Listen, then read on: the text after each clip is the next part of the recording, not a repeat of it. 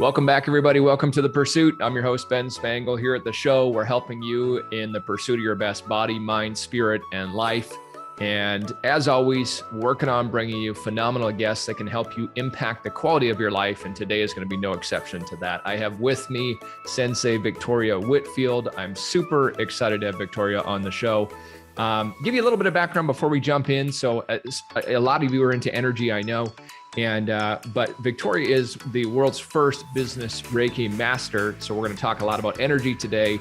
She hosts her own podcast, the Journeypreneur podcast. And really her expertise is helping entrepreneurs and leaders really stay grounded as we start to move through the roller coaster that business can be. I love Darren Hardy's book, The Entrepreneur Roller Coaster, and it's a good description. So I know a lot of what you teach is through meditation, and I'm excited about it. We talk a lot about it on the show. Victoria's a published author. She's an energy healer. She's toured the world teaching people how to connect with their intuition. So we got lots we can cover today. Thank you so much for joining us, Victoria. Pleasure to be here, Ben. I'm ready to go. Let's do it. Well, let's jump right in. I want to jump into this concept because I know this is so true, but I want to hear your take on it. When you talk about the idea that energy is everything, I want to hear that from a business standpoint, from a leadership standpoint, where you feel that fits in. Energy literally is everything, especially in business. And when we think about the definition of energy in physics, energy is the capacity to do work.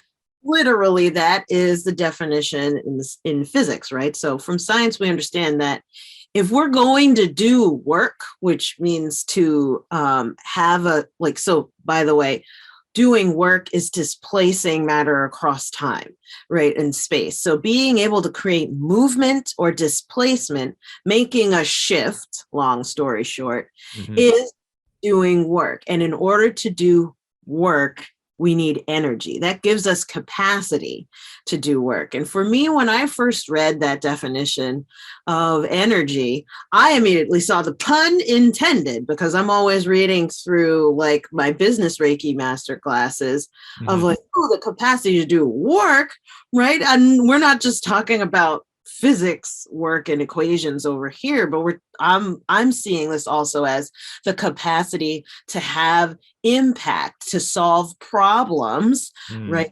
Communicate effectively, to connect in your marketing, right? Or to be able to have conversions in your sales, or to have morale in your team, to do work is really how I read that. And so for that reason, it's all about capacity then. Like, how much work can you really do? That is determined by your energy, your understanding of energy, your levels of energy, your sensitivity to it, etc. That makes a lot of sense. So I think that leads into probably the obvious question is, I get it. That's my capacity to do work. I want to do more work. I want to be accomplishing more. So tell me, how do I raise my energy? How do I bring more of me to the table? Yeah. So for me, what matters most is how you feel. And your feeling stage, in my book, Natural Intuition Now, by the way, which you can find on Amazon, just search Sensei Victoria Whitfield. It'll pop up right there. 2 days, bam, it's in your front steps. But anyway, like, there's a chapter I dedicated to it, the art of feeling. So many people are not connected to their ability to feel, which is really their ability to sense energy, to perceive it in the first place. So if you want to work on raising your energy, you've got to have, let's say, a meter in the first place. So like, if you're driving your car and you can't tell how much gas is in your tank, you do not have gas awareness. The same goes for the fuel of your body and your spirit, right? And your mind. Your business, I would even argue, is knowing how much energy is in your tank. What is fueling you? If you do not have a meter of some sort, an ability to track your energy in any way, shape, and form, you will have no energy awareness. So what does that mean? How we can start cultivating our energy is by tracking it in the first place. And I'm a strong believer that what matters most is how you feel. So your definition of energy is more important than what I would say or what any other guru would say. Maybe your definition of energy and what you want to track is, like you were saying in the opening of this podcast, your physical health. Mm-hmm. So how much physical energy, how much get up and go, vitality, mojo do I have, right? Am I springing to action on a daily basis and beginning to track your physical energy? Most people enter into understanding energy through the physical body first. For sure. After that, if people are really into tracking their physical health, or maybe their health forces them to track their physical health, which was my case, like working into the hospital, then you may, if you're open to it, you may open to tracking your emotional energy, right? Or how much energy do I have to grieve about this? Or how much energy do I have to be angry about this? Am I allowed to be angry? How much energy do I have to celebrate and be happy, right? The emotions, right? And tracking your emotional health. Many of us kind of crash into this, like life will crash us into tracking this, probably because something devastating happened that shifted our perspective about it. And then lastly, so it starts usually on the physical level, then on the mental, emotional, and then for some of us, spiritual energy, right? And so this is causal. What does that mean? Cause and effect. So our beliefs, our values, more of the existential questions come up around spiritual energy of why is everything happening? And why do I do what I do? Why do I believe what I believe? Why am I working? So operating more on the spiritual level, worldview, tracking that really can help you anchor into cultivating your energy. But the first step, Ben, what I would recommend if someone wants to really start raising their energy level is pick one, pick an adventure, physical, emotional, or spiritual, and track it. Whatever you track grows. Wherever the awareness goes, energy flows. 100%. I love that. So true. On the idea of the art of feeling too. I was thinking to one of my mentors, Bob Proctor, he says that feeling is conscious awareness of vibration, right? And we become aware of the vibration that we're in, the frequency we're on, the energy we're operating at. So that is so good. And I'm curious on, so the mental and emotional, I can understand that. I think that that's been a big topic over the last couple of years for lots of us for many reasons, right? And when you start talking about tracking more spiritual energy, you mentioned you start to question more, why do I do the things that I do? Why do I believe what I believe? So is it more just an awareness of kind of unraveling your personality, or what do you mean by that? Yeah. So this is exploring the causal plane. And when I say causal, I mean cause and effect. Cause. So this is exploring the level of reality that causes things to happen. That spiritual reality. And then analyzing, how am I causing things to happen? And that can often come from a why-based question of, well, why didn't I make this much this year as I did last year? Or why didn't she stay with me after I asked her to stay and I proposed to her and all this stuff like that? Those types of why questions are causal in nature. And that really helps us begin to track the nature of spiritual reality. So there is an aspect to spiritual reality that is metaphysical, right? And meta means above. So things that are not physical. But what can happen is that if we think about our emotions and our thoughts, technically those are metaphysical. Those are like, I'm not physically necessarily having an emotion unless like I'm sweating because I'm hot and excited or whatever. But instead, I want to delineate between the emotional tracking of mental health and wellness, separate that cognitively, linguistically for everyone listening in from spiritual, because if we keep garbling the two, you're going to mess with your tracking. You got to be specific. And so when we're talking about spiritual energy tracking, this is the energy behind your why, the energy of clarity, or the lack of energy behind your why. I'm like, okay, I don't know. I don't know who I am. I don't know what I'm doing. I don't know why I'm doing that. I don't know what I want to be when I grow up. That, if we were tracking that on a spiritual level, your causal energy, your energy on the causal plane or the spiritual plane is very low. And so if you were to continue to ask that question or pursue that line of reasoning of like, I don't know what I'm doing with my life. Well, okay, what does one do in that? Well, I'm going to Google life purpose, how to find your life purpose, how to find yourself. Or I'm going to go ask somebody who looks all spiritual and stuff. What's my life purpose? I'm going to get my palm read. So I have, right? So get my palm read and let the person tell me what my purpose is because I've assigned them as an authority figure for some reason.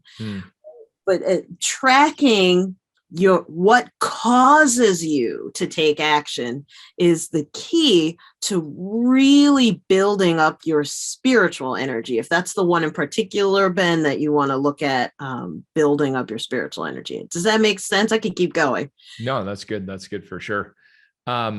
Which kind of switching gears a little bit into business. So I think that one of the things that we talked about earlier that I think will be really great is where you've had a lot of success and probably more a natural gift is the ability to be an empath, that you could read people's energy, more sensitive to it. And I no doubt there's people listening that say, that's me, I'm that too. There's also people listening saying, no, that's not me, but I'd like to be more effective at it. I'd like to be able to walk in a room and have a better idea of what's going on with the prospect before we even maybe start chatting a bit. So tell us a little bit about harnessing that ability to read energy or maybe perhaps become more sensitive to it. Yeah, absolutely. So first things first, watch the story that you tell. Watch the story that you tell yourself of, I'm not creative, or I'm not sensitive, or I don't get that. I'm not okay, what was it Henry Ford says, whether you decide you can or you can't, you're right. So I'm sure I butchered that quote from Henry Ford, but it's the same idea. The story that you tell about your relationship to the skill will absolutely affect your ability to enact the skill, period. And so we're talking about the skill of being able to sense energy, which is just an example. But in general, if someone's coming in, if people are listening and saying, I'm not sensitive, I want to learn how to be psychic or whatever, like those people over there. Yeah. Keep on telling yourself that story and you will dangle the carrot in front of you of everybody else is better than you. Be kind to yourself. How you do anything is how you do everything. So I'm going to stop with making that point, just first changing the story. Secondly, to begin opening up to sensitivity, the best vehicle, in my teacher's words, one of my teachers, the Lama Tulku Lobsang, he says the best vehicle is the body. Your body is naturally sensitive, and the fastest way that someone can start to perceive energy is by perceiving your own body. If you have a hard time, let's say, being empathic or being psychic or picking up on energetic cues or vibes from other people, chances are you are disconnected from your own body. So it's not that you're broken necessarily, it's just your mind-body connection is not as developed, or your mind is focusing on other signals from your body more so than energetic or vibes-based, quote unquote, if we're to use a term like that. It's focusing on other signals instead of vibes kind or empathic signals.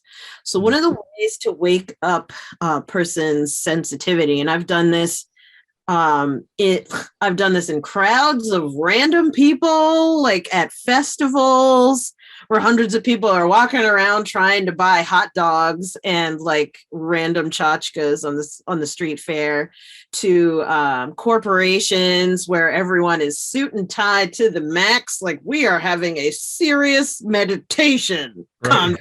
Yeah. So from all different, the same thing that get everyone to do is to rub your hands together vigorously as if you are going to start a fire between your hands. And I've even done this with family members who are not exactly into the spiritual stuff, but start a fire between the palms of your hands, start it, rub them vigorously. And when you're done, separate them about a centimeter or an inch, depending on where you're at in the world. And with your palms facing each other, notice if your hands are tingling or not. If your hands are not tingling, you need to keep doing that until you can feel your hands tingling, because this is simply blood flow and your nerve endings speaking to them. And if you do have a sense of tingling, so yay, you can feel your body. This is profound. On top of that, if you can feel the tingling between your hands, then what I would encourage you to do is look at, as you hold your palms pointing towards one another, about an inch or a centimeter apart, see if you can sense the magnetism where you're holding your hands, palms facing one another, but you can feel your palms pulling on each other as if it's pulling your palms together. Just feeling the magnetism between them.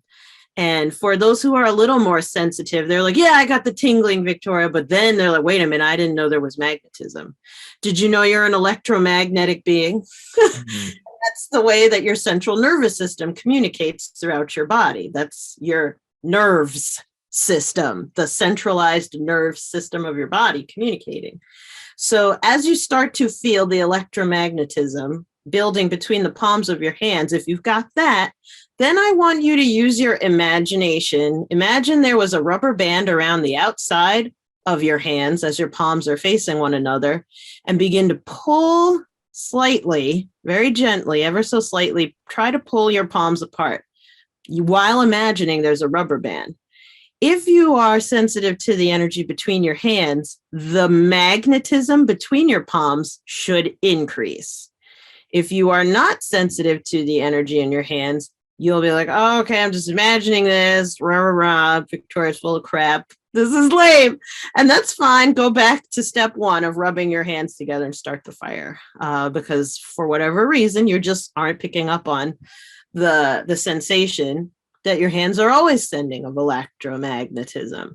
If you do feel that sense of magnetism between the palms of your hands, then I want you to imagine that there is a small balloon or a tiny ball between the palms of your hands, and begin to press on that ball.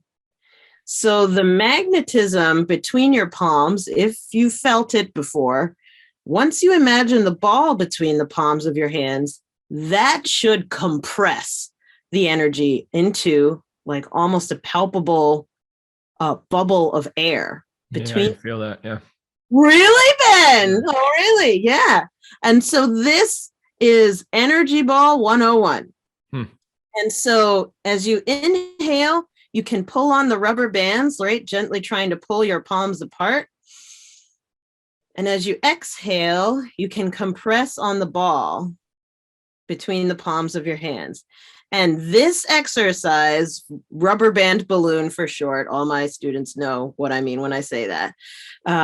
Rubber band ballooning can help you connect to your energy on a physical level. And this is a really great exercise to start tracking your energy awareness and energy levels. Now, for those of you who are like, oh yeah, I got the energy ball, I love it, what do I do now, Victoria? So if you're like, all right, ready to go full unicorn, trust your intuition. This is good ambient energy. So just follow wherever you're guided to put it. If you want to place it in your head to calm your head down, or into your heart to heal your heart, allow your hands to bring this energy ball wherever your body is asking for it to go.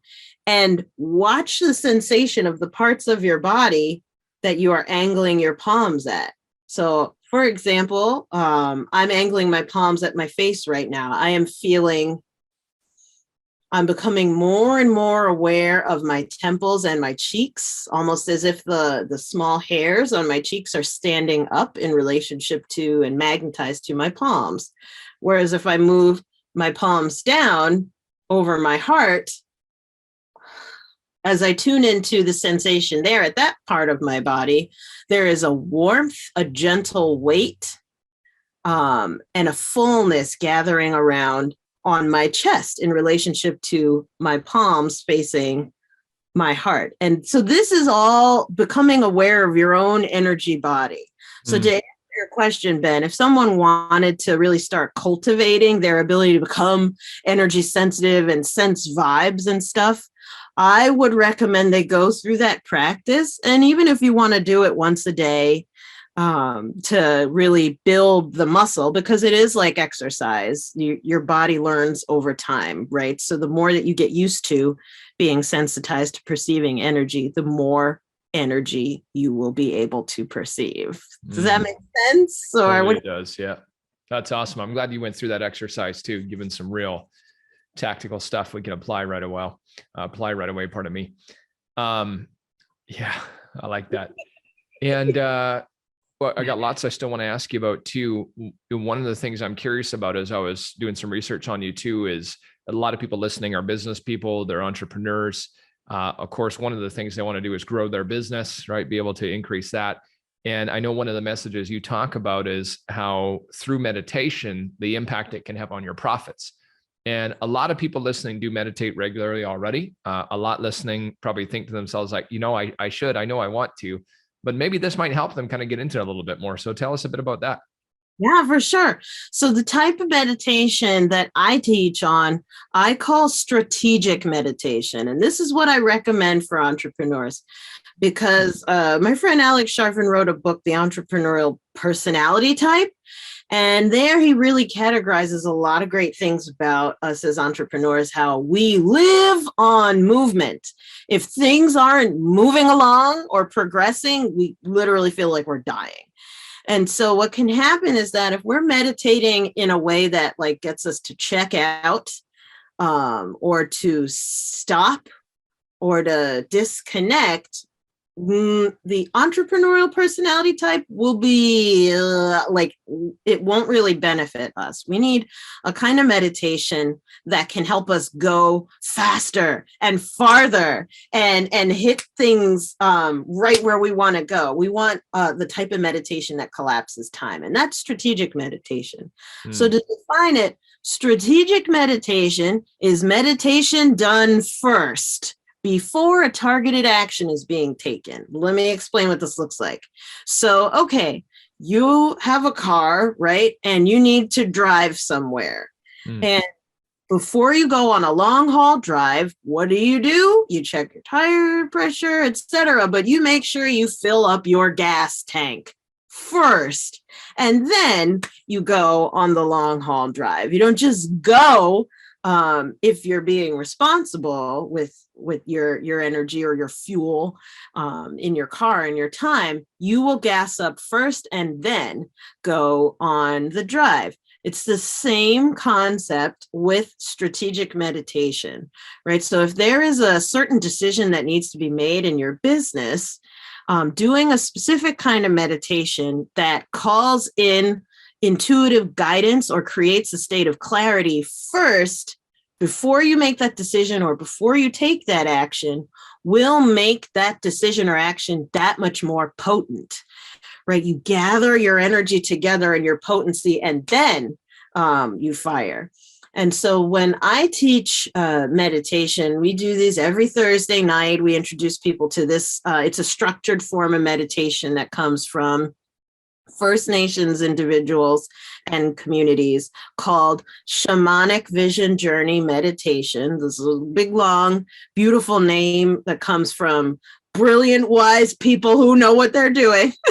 But for short, we just call it strategic meditation for us as entrepreneurs. And we do it in a completely drug, alcohol, and stimulant-free environment that's not at all needed. You have all the DMT that you could ever possibly need in your pineal gland if you just sit with it.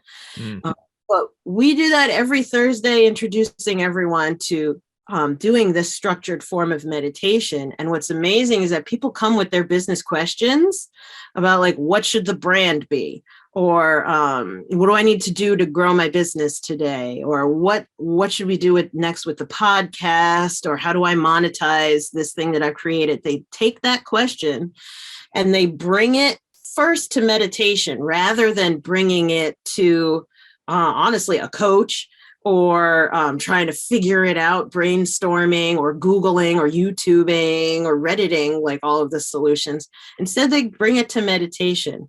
And what happens is that in this structured form of meditating, we go through a set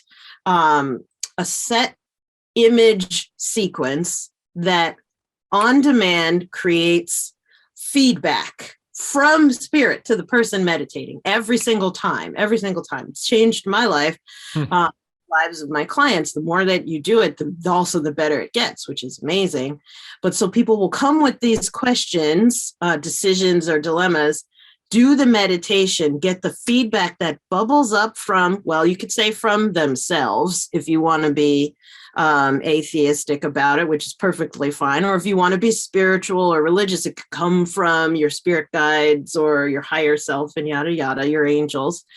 But they get the insight in general, right? And then you take that insight and apply it.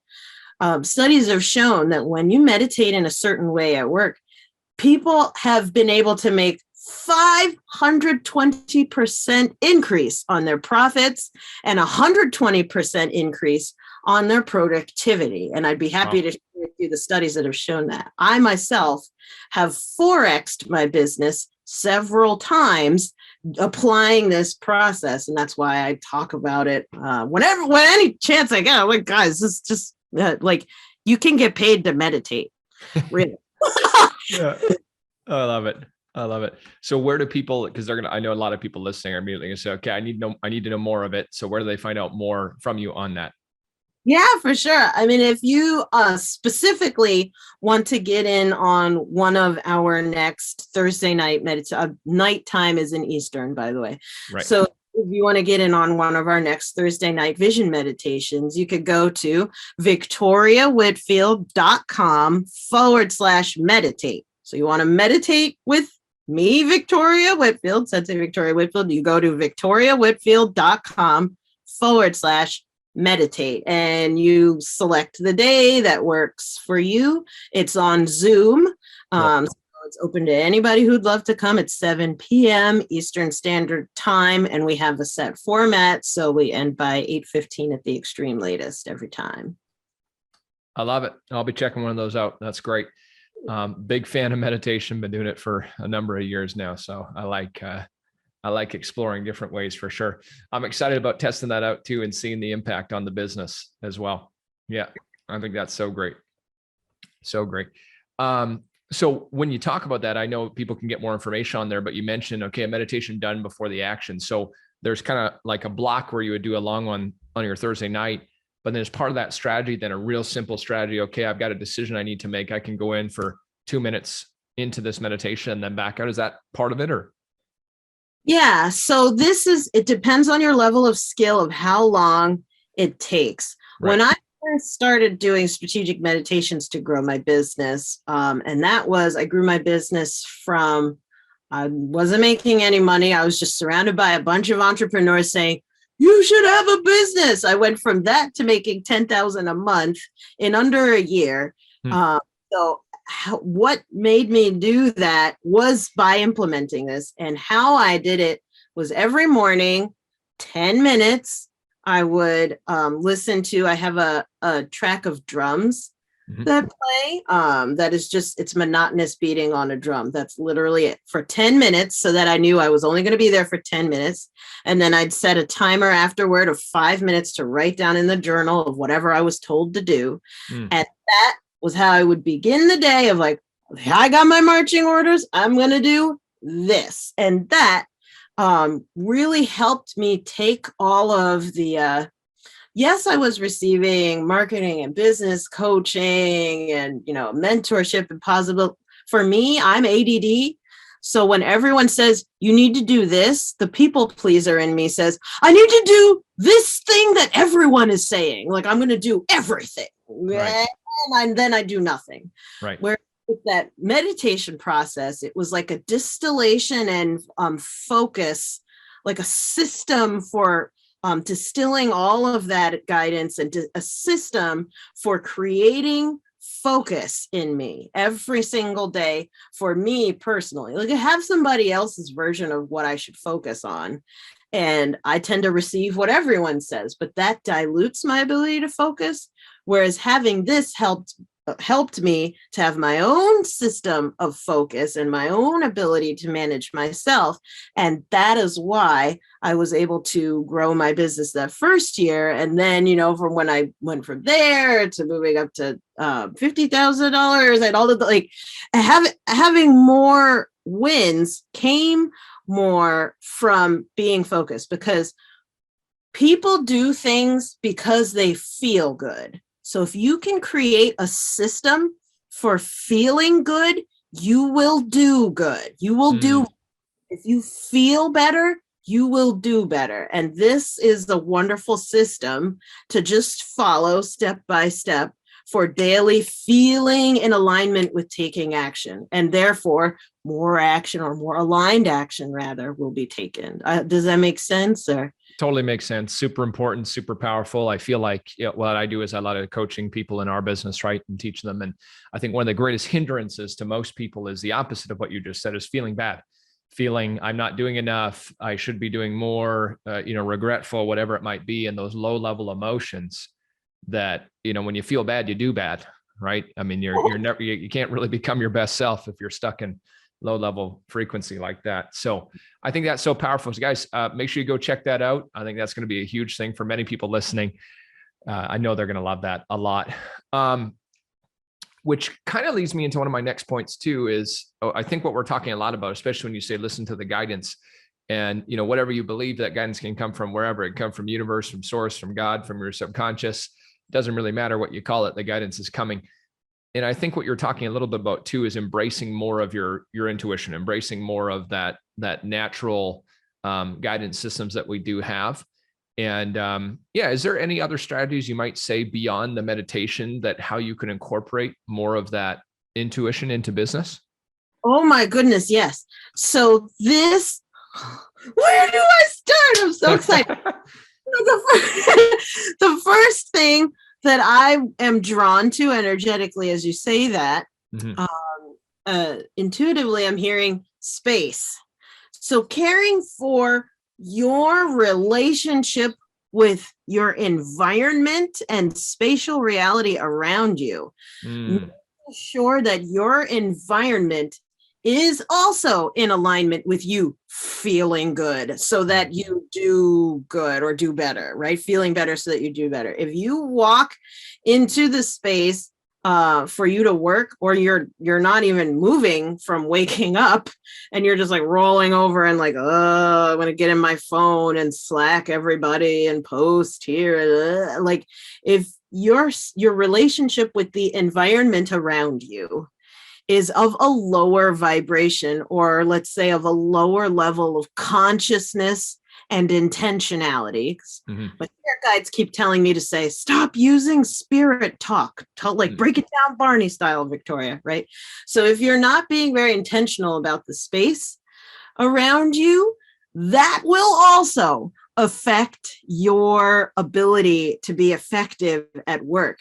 Make sure that you have time to stand while you are during your workday, like, so that all of your energy channels are open and none of your joints are crumpled, which then crimp your veins and arteries, which then restricts the blood flow to your brain, which is what is responsible for you showing up in your business effectively. Like, blood and oxygen, everything comes down to blood and oxygen, long story short. But also having an environment that is that supports your health, for example, of showing up in business? Do you have water while you are working, or are you pounding coffee and stimulants all day instead of stuff that feeds your body? Like, what is your relationship with food in your environment? In your environment, are you working in an environment that you would feel safe bringing a client into? Or is it full of broken things and other people's stuff and dust and clutter? Like, those are all messages from the environment around you quietly saying, do not enter. I'm blocking, right? If you think of dust, that's old skin cells. So that's literally the past is just piling up on your shelves or on your laptop or whatever. Clearing the space can be very powerful for welcoming in new business. I've had people literally shift their entire sales flow just by getting a proper office with a proper chair and a proper desk so they can focus, and making sure that you have the ability to see the sky from wherever you work. If you are unable to look at nature where you are working, you're restricting your body's energy flow as well. So I get like getting your space in alignment is really important. That's the first thing. I mean, I've got so many. Like, I actually have a full 6-step process that I take people do around this very topic of like exactly what to look at when you want to start manifesting. I call it the Be Visionary manifesting process. But like step number 4 is your environment. And that was the first one that came to ask Ben. That's a great one. I think that one, especially too, the last 2 years, more people than ever are working from home, from the pandemic. And how easy it is too, especially if we're seeing a lot of people virtually, that easy to forget that stuff, and whether it's piling stuff up or whatever it might be. So I'm looking over here. I got a stack of books on my pool table that I need to get organized here. So thank you. Yeah. It's great. Okay. Moving back to some of the other stuff. I want to, as we come to a close pretty soon here, one of the things we were talking about beforehand was that I think is a challenge for not just entrepreneurs, but any career-driven person, is often falling into workaholism and becoming a workaholic, where that truly does consume their lives. And I know you shared with me a little briefly about the impact that had on you in your life. So maybe share a bit about, I guess, where you realized that was you to some degree, and then some strategies on, okay, maybe that is me. How do I start to shift that a bit so it doesn't consume my life? Yeah. Oh my gosh. Oh, the money question. This is so good. So I stumbled upon the reason why I'm doing the work that I'm doing while I was speaking at AT&T Corporate at their world headquarters in Bedminster, New Jersey. So I have been speaking there once a year. This was the 5th year that I was being asked to come in and speak about meditation, the 10-minute solution for workplace stress. And I had done a why exercise before. I learned more about Simon Sinek and met him and all of this stuff. He's really nice and smells great. Anyway, learning about what's my why. This 5th year coming to do the same presentation at AT&T had totally different results. And I stumbled upon it while going through, well, why am I doing what I'm doing? And Simon very beautifully says many times our why comes from pain, right? Comes from our pain. And for me, the pain that I connected to was that I never got to meet my maternal grandfather, because he dropped dead at work at 52 years old of a massive heart attack. And he left his 3 daughters orphaned, 3 young girls orphaned, and he was only 52, having a massive heart attack at work. He was like the head of the, how do you say, the big department for sales, and he was leading all of these sales teams. He was the best at it, and he was really, really focused on being the best, not focused on his health, more focused on competition, less than coming home to his daughters. And so his wife had died, my grandmother, of breast cancer about a decade before. So the girls, my mother was telling me, she was like, I'm 20 years old and now I don't have a dad. What am I doing at college? I don't know what it like, this sense of being uprooted. And so for me, when I remembered that pain of never getting to meet and only hearing about like stories of this magical, competitive, brilliant man that was just super on top of everything and just smart and driven and passionate, well, I never got to experience him because he died at work. And as I looked into that pain, it then trickled down, interestingly, looking into my family history. I've had the experience of driving both of my parents separately, they're divorced, separately driving them to the ER because they've fainted or blacked out due to stress-induced high blood pressure. So they work themselves to a like extremely high level of stress to the point where they've fainted or blacked out. And I've had to be the one, I'm the youngest of three, for whatever reason, I'm the one driving them to the ER. And then that really compounded in the day that I myself worked myself into the hospital. I have this thing that is a can-do attitude. I was raised on Napoleon Hill, think and grow rich. Anything the mind can conceive and believe it can achieve, right? 100%. And so I believe that very strongly. That's given me a drive and a strong work ethic and a positive mental attitude. And especially coming, I'm biracial. So like for my family, we have something to prove of like, you know, we're going to be smart and loving and productive and, you know, no one's going to mess with us. No one's going to be racist because like, look how awesome we are. And so, okay. And a can-do attitude, I learned one day, can also be a toxic can-do attitude, which means when push comes to shove, if it's time to ask for help, I won't. Because I can do it or I got it. So long story short, because I want to make, I know we're getting short on time. At work one day, I missed my window of opportunity to ask for help opening an original Victorian window in this beautiful building.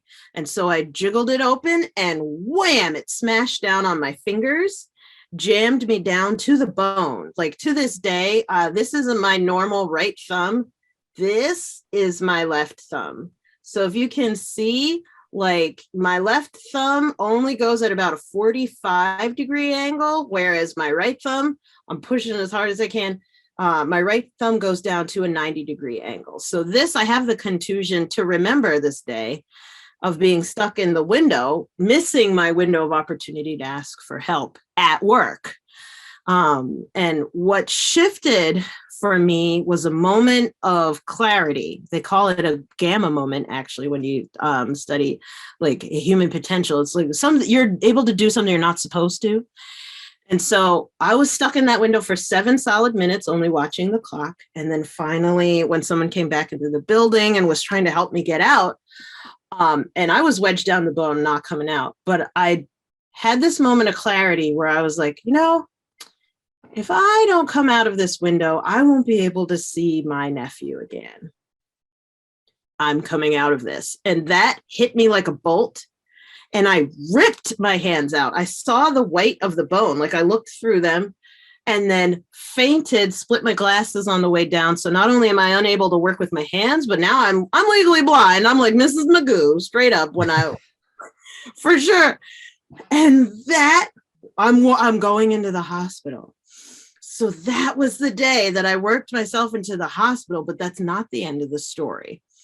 When I came to my shock, as they were put me on the gurney and putting me into the ambulance from all over the campus, I've never seen this before. I've never seen this since, and I hope to see more of it since, but people were randomly running up, shouting about the one thing I was the most terrified about. I was afraid. I didn't have medical insurance at that job. I took the job for emotional safety, not necessarily for, financial security. And so I was afraid of going to the hospital, but people from all over started running up randomly saying, how much money does she need? Does she need money? How much money does she need? I got $100. Let me know where to send it. She had better not have to pay for that. How much money does she need? I've never seen somebody get put in an ambulance and chased by people trying to throw money at it. Well, that happened that day. And so working myself into the hospital was also the very same day that I learned that there is a universal bank account that is the sum total of all the bank accounts, all of the funding, all of the finances of all of the people who have ever seen you, heard of you, read about you, or even thought of you as an idea. And that is your real bank account. It was my real bank account. Like, I was so afraid to make moves. I was afraid of spending money, and I'm afraid of asking for help and all of that. Whereas that experience literally broke me open, quite literally, to being able to receive support. And so for me, I don't want anybody else to get like hit by a window, right? Or work themselves in the hospital, to know that you can ask for help and people will literally want to run to support you, because it's a pleasure to. And for the entrepreneurs listening in here, you have so much more resource than you think you do. Of the I got it, watch out for that can-do attitude turning into a toxic can-do attitude, because that is workaholism, where you are blocking the love and resources that source or God or the energy or yourself, you have already gathered around you. It's like sitting in a lake, a freshwater lake of the most beautiful fresh water you could ever possibly need, but literally starving of thirst because you will not take a drink. Interesting. It's a great story. Thank you for sharing that. Yeah. I know there's a lot more we could still talk about. However, for time, we're not going to today, but I guess just in closing, of course, your website's a great spot for people to connect with you at victoriawhitfield.com. Social platforms, what are the main ones that you use? Yeah. So I'm on all the things, and I am most active on Facebook. So you can find me on Facebook by typing in Sensei Victoria Whitfield. You can find me on all the other things by either typing in Sensei Victoria Whitfield, or my handle is at Sensei Whitfield. TikTok, Instagram, Twitter, yada, yada, yada. But yeah, just type in Sensei Victoria Whitfield. If you just put Victoria Whitfield, I think that's like a town in British Columbia. So Cool. There you go. Well, that's awesome. Well, just as we close too, thank you for the time today. I love this. And I feel like it's a great way for people to increase their energy in business, right? And to become, more aware of who we really are, and not just into the work that you do, but how you do the work and the energy you bring to it. And awesome stuff. I'm excited about checking out your meditation classes as well, which will be great. And just in closing, as we do wrap up, if you were to leave people with maybe one piece of guidance, something they can apply, hey, this is something I'd recommend, what would you say you want to leave people with? My final closing message would be this: your self-care is a business expense. So make it a point to invest in your self-care, because you do not have to lose your glow as you grow in life and business. I love that. Awesome stuff. Well, hey, everybody, thanks for tuning in. I know you love this episode. Make sure to share it. Tag Victoria, tag myself as you do. Let us know in the comments what you thought of the episode, what your favorite part was. And as always, thanks for tuning in. I appreciate every single one of you. Have an amazing day. We'll see you soon. Bye.